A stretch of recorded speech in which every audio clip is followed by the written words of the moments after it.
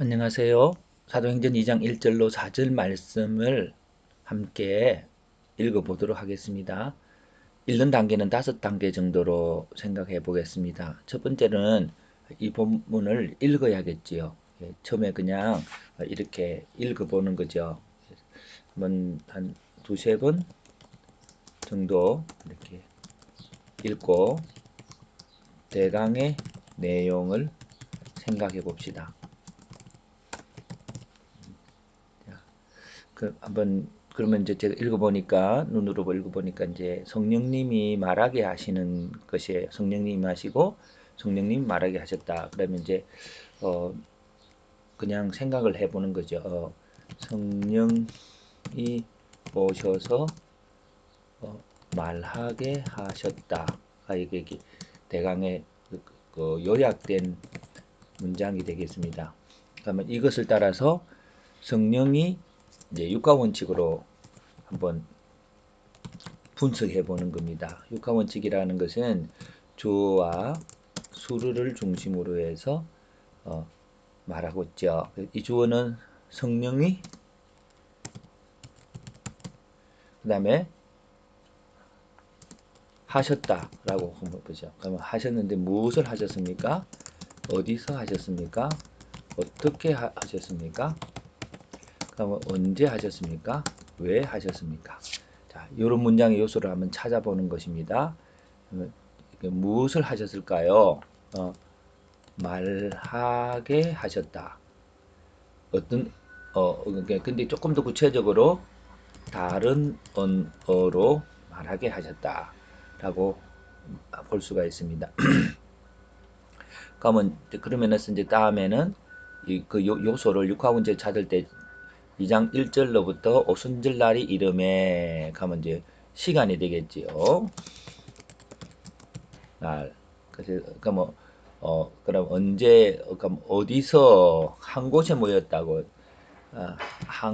같은 장소에 모여서 이렇게 있었습니다. 근데 왜 모였을까? 여기 뭐 이제 모여서 기도하라고 하는 거 있죠. 앞부분에 보면은 하나님에서 약속하신 게 기다리라 했으니까 주님 어떻게 해야 될까요? 그런데 그럼 어떻게 하셨을까요? 근데 여기서 이제 중요한 것은 하셨다라고 하는 동사보다는 말하게 하셨다라고 하는 전체 수로 수로라고 하는 것은 동사와 목적어가 함께 포함되어 있는 것들을 의미하는 것이거든요. 그럼 어떻게 했냐, 말하게 하셨느냐 하니까 이제 우선 좀 더 구체적으로 어떻게 하냐, 성령의 말하게 하심을 따라 말하게 하셨어. 이게 성령이 말하게 하시는 거죠. 성령이 말하게 하심 따라.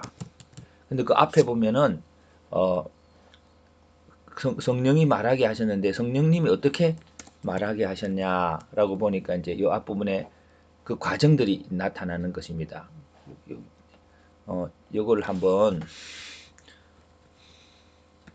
요 부분들이 성령의 충만함을 받고 요까지가 이제 하나의 성령이 말하게 하심에 따라에 대한 과정이죠. 예. 여기 그런데 왜 하셨냐 이런 부분들은 잘 안 나타나 있습니다. 이 부분 문장에는요. 그럼 요 부분들을 성령이 말하게 하심을 따라 말했다라고 하면 요걸 가지고 다시 우리가 한번 생각해 보겠습니다. 성령님이 말하게 하심을 따라 말했는데 여기 보니까 이제 이 배경을 보니까요. 하늘로부터 강한 바람이 있었어요. 그 다음에 불의 혀처럼 갈라지는 것들이 각 사람 위에 임했습니다. 예. 그것이 그리고 그래놓고는 각 사람 위에 있는데 그래서 그 전체 형상을 성령의 충만함이다. 그렇게 했거든요. 그럼 성령의 충만함. 그럼 요거를 어, 딜리트를 하면은 이렇게 줄어들겠죠. 그러면 요 세 개의 관계를 한번 생각해 보겠습니다. 성령의 충만함을 그러나 아무도 성경은 이렇게 잘 말하고 있지 않지만 하늘로부터 강한 바람 그것을 성령의 충만함처럼 우리 한번 생각해 볼까요? 이렇게 저는 분석했어요. 이거는 우리가 각 자유로 이렇게 분석할 수 있습니다. 이거는 서로 의논해서 또 다르면은 할 수 있죠. 네, 그러면 이렇게 해서 이제 세 번째 방법이 되는 거고, 그 다음에 네 번째 방법은 이것을 해석을 합니다. 해석이라는 걸 쭉 이어서 써보는 것이죠. 성령이 말하게 하셨다. 근데 어디서 말하게 하셨을까요? 그러니까 좀 더 다른 언어로 각 사람이 다른 언어로 말하게 하셨어요. 근데 어떻게 하셨을까요? 어떤 사람이죠? 같은 장소에 모여 있던 각 사람이 하게 하셨어요. 그럼 어떻게 하셨어요? 성령의 충만함을 받아 성령의 충만함으로 성령이 말하게 하시는 대로 다른 언어로 말하게 하셨어요. 예. 근데 여기에 불의 혀처럼 갈라지는 각 사람이 하늘로부터 가는 강한 바람 장소의 요 부분들을 그렇다 보니까 어떻게 성령의 충만함의 모습을 보여주기도 하고 장소의 모습을 보여주기도 하죠. 장소를 설명해 가는 것이니까 그런 생각이 들었지만